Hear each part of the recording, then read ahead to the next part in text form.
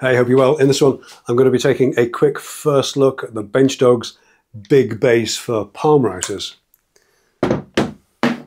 So here in Britain, we don't generally have the sort of larger fixed base routers like you might have seen some of our American YouTuber cousins using. Here, they all tend to be plunge routers. Don't quite know why, to be honest. Culturally, it's just not something we had, but these little fixed base trim routers are very popular. They're smaller, lighter, often cheaper, and they're perfect for all those smaller routing jobs, trimming jobs, like roundovers, chamfers, template work, and that kind of thing. The trouble with all routers on a template is that you don't always have all that much of the base on the workpiece, and especially when you're going around a corner, around a radius, you probably only have a quarter of the router base that's actually supported. Some routers, like the Trend T18 that I have here and the corded T1 that I'll be taking a look at shortly, actually have a better shaped base that provides a lot more support. But they're typically the outlier, and most routers are like this little Makita that I picked up on Amazon recently for less than 100 quid. When these are going around an outside radius on a template, it can be quite uncomfortable, especially if you're new to routers and routing. By the way, I'll have a router basics video out soon, so keep your eyes peeled for that one. This is where the Benchdogs Big Base really comes into its own. It's a modular system that works with a variety of palm routers, and if you have more than one, all you need to do is buy the adapter plate to fit it to your base, and the adapter plates are all color coded to match your routers. So if you have multiple routers set up for specific cuts, you can keep the router in the plate and just swap them in and out of the base as you need to. Now, one of the slight niggles with adding a sub base to a small router like this is that you often reduce the depth of cut because of the thickness of the base. The Benchdogs adapter plates are actually very slim, and with this Makita you actually remove the OEM fitted base. That's 6mm thick, so you actually gain a few millimeters on the depth of cut instead of losing it.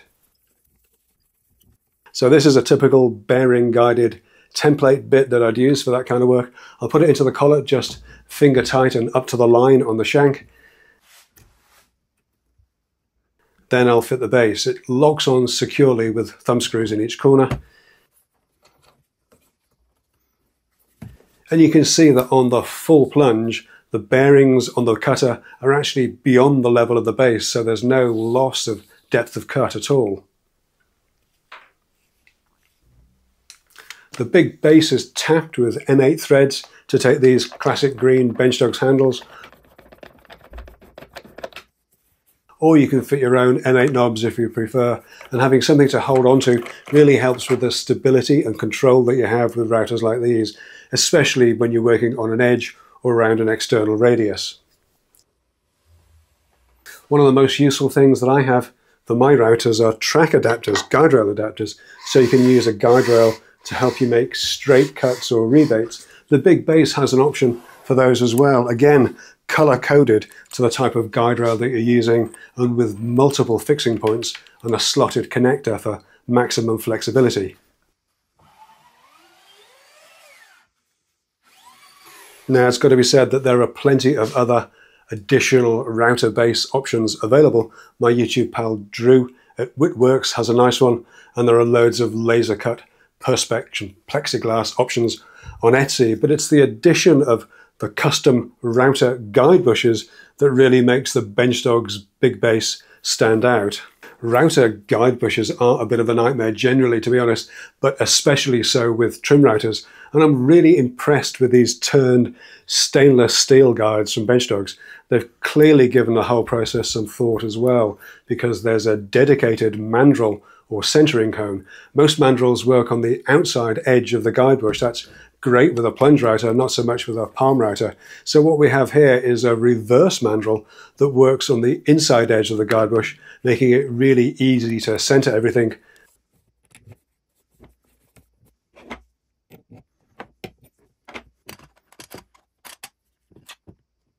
Lock it down and still be able to remove it easily.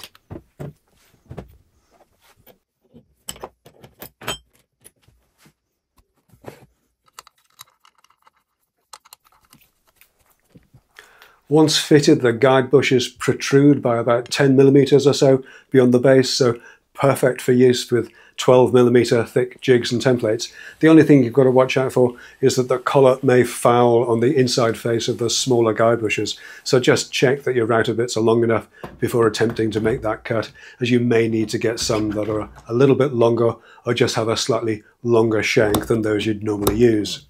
There are other bits and pieces in the range as well that I don't have here, like self-centering wheels or bearings, and the whole kit can be put together in individual components so that you can build up whatever you need. There's also a kit builder that will take you by the hand and lead you through the process if you're not sure of what you want, or there's a full set of guide bushes in a mini sustainer, or a fully loaded full-sized sustainer option with everything you could possibly wish for.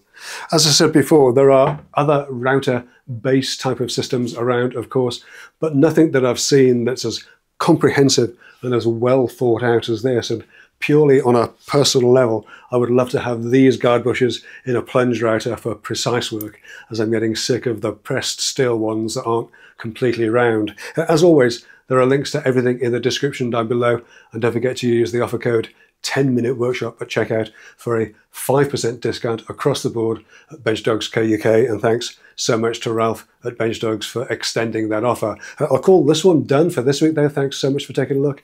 Leave a comment, hit subscribe, and I'll catch you in the next one. Take care.